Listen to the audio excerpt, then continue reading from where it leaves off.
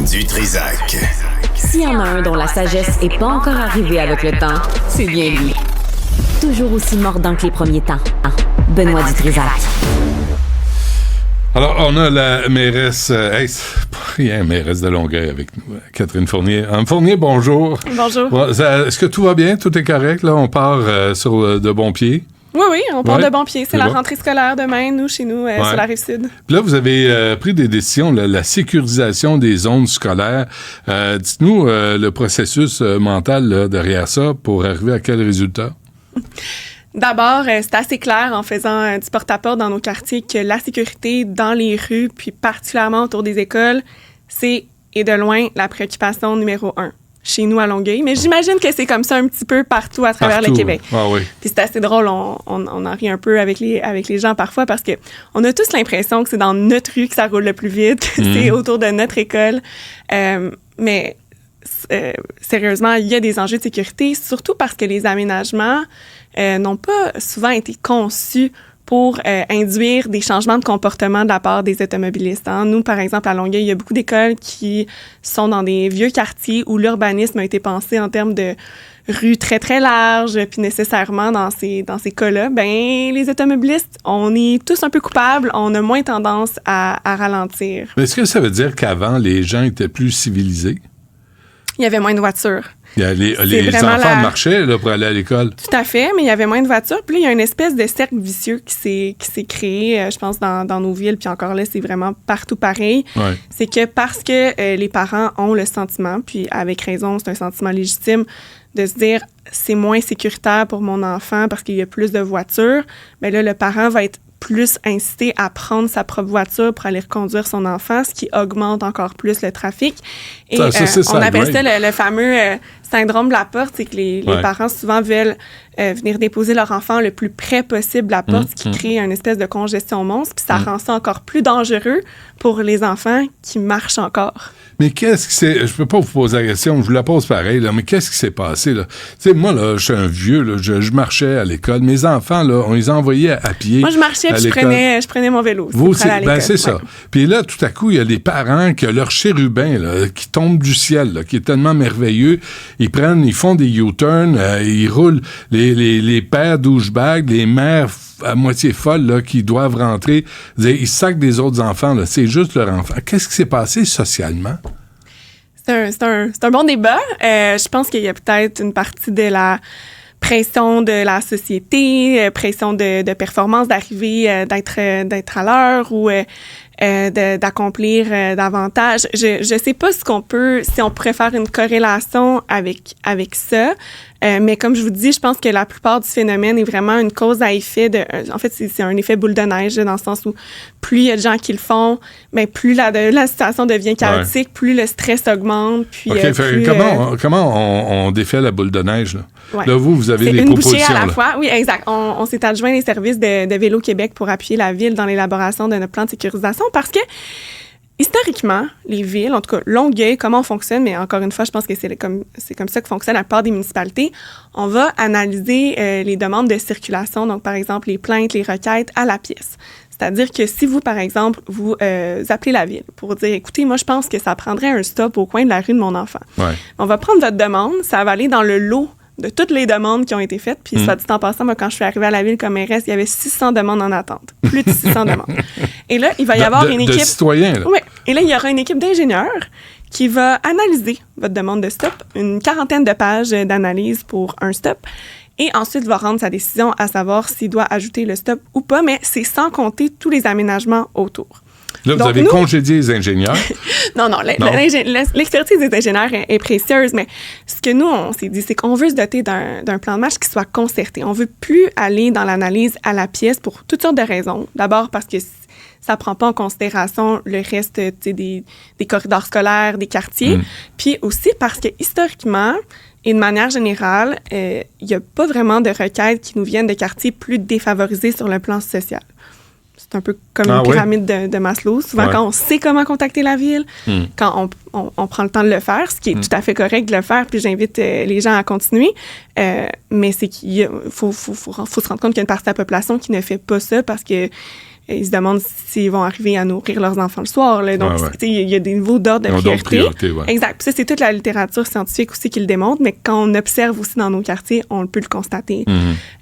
Donc, on s'est dit comment est-ce qu'on établit des critères neutres et objectifs pour dresser une priorisation, parce qu'on veut vraiment venir intervenir dans l'ensemble de nos 56 écoles primaires publiques, parce que c'est des enfants qui n'ont pas nécessairement accès à du transport scolaire. Oui, dans la ville de Longueuil comme telle, quand même 56 écoles, c'est pas rien. Ça va être un chantier là, sur une dizaine d'années. Déjà, sur 3 ans, on va réaliser 10 écoles, parce que là, c'est ça l'objectif. On prend l'école au complet, on identifie tous les corridors scolaires. C'est ça que les ingénieurs vont faire dans leur analyse.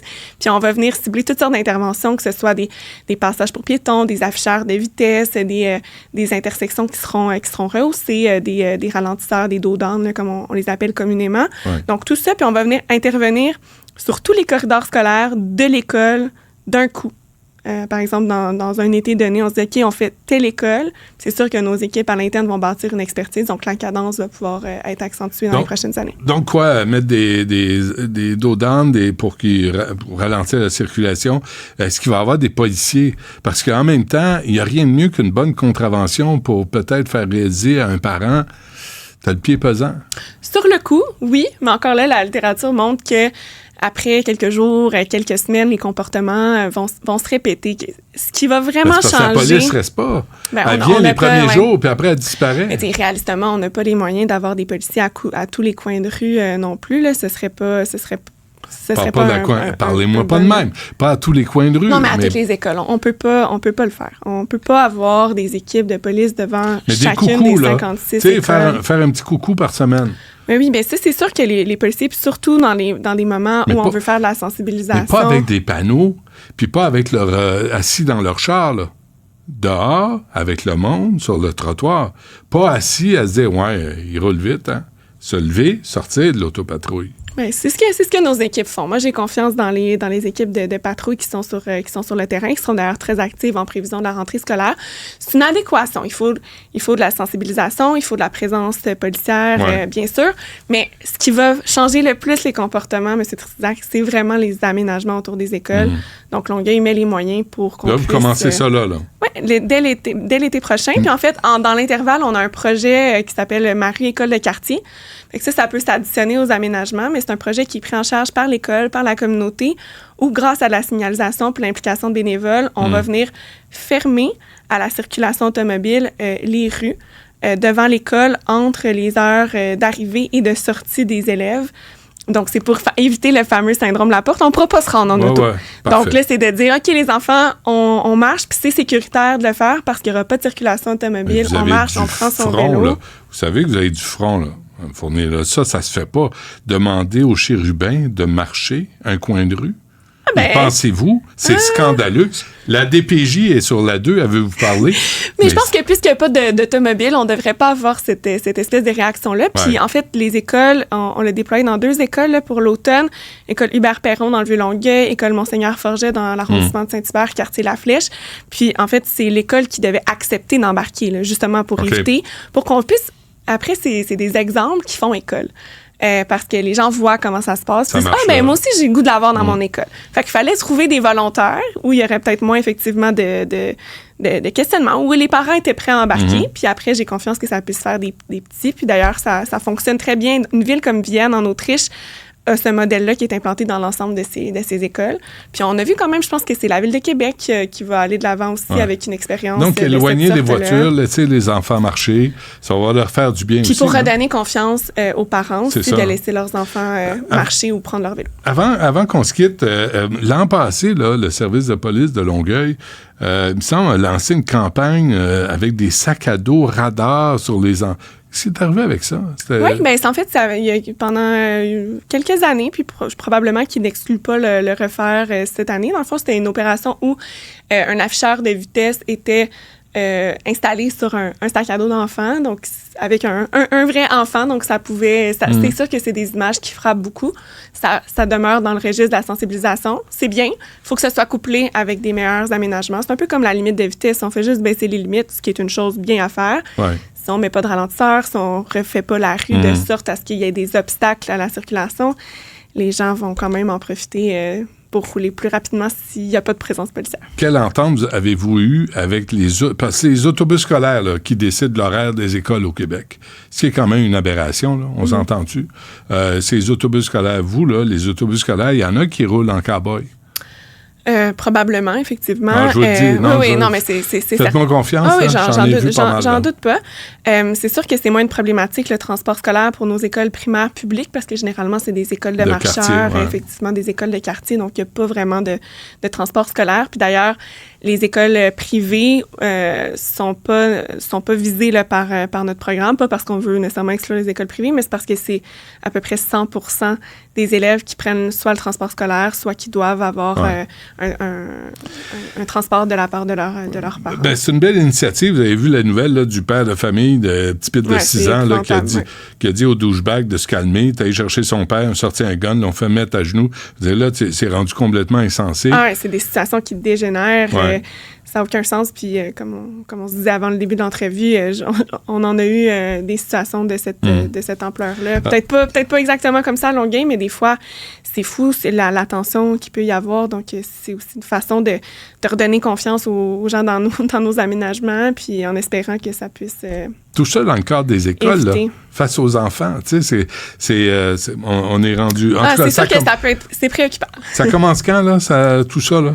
La rentrée scolaire, c'est demain. Ouais. Les rues écoles de quartier, ça va commencer en octobre. OK. Puis ensuite, pour les premiers aménagements, nos 3 écoles qui seront faites de façon concertée, c'est durant l'été prochain, l'été 2025, à la fin des classes. Parfait. Pour encadrer le débarquement des petits pits pour l'école. Les écoles primaires, là, évidemment. Oui, les 3 écoles dont les aménagements là, vont être revus dans leur ensemble pour assurer la sécurité des élèves marcheurs et cyclistes. Parfait. Catherine Fournier, merci. Bonne chance avec ça. Merci beaucoup. Mais il est temps peut-être que d'autres villes vont vous suivre dans cet exemple-là. Oui, potentiellement, parce que c'est une approche novatrice, comme je le disais aussi, de prioriser en fonction seuil de faible revenu, indice de défavorisation qui est établi par le ministère de l'Éducation du Québec, puis aussi le nombre d'élèves, parce qu'on veut que les bénéfices puissent atteindre le plus grand nombre. On va réaliser toutes les écoles, mais il fallait commencer à quelque part, donc c'est pour ça qu'on s'est doté de ce genre de critères-là. Super. OK. Lâchez pas. Merci. Merci beaucoup à vous. Merci.